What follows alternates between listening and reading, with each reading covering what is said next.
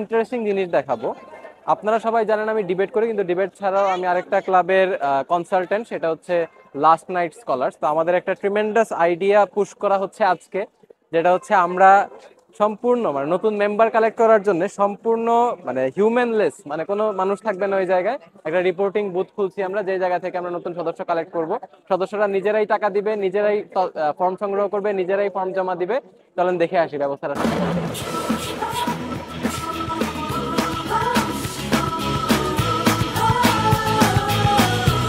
আচ্ছা, তো এটা হচ্ছে আমাদের লাস্ট নাইট স্কলার্স এর বুথ, যেখানে আমরা হচ্ছে নতুন সদস্য রিক্রুট করার জন্য এই বুথটা সেট আপ করছি।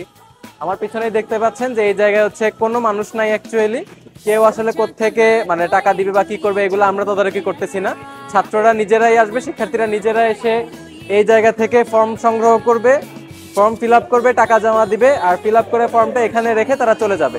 তো এই জায়গায় কোনো মানুষের সংস্পর্শে তাদের আসতে হবে না, কারণ স্টুডেন্টরা আমরাও ব্যস্ত, আমরাও এখানে বসার সময় পাই না। স্টুডেন্টরা নিজেরাই আসবে।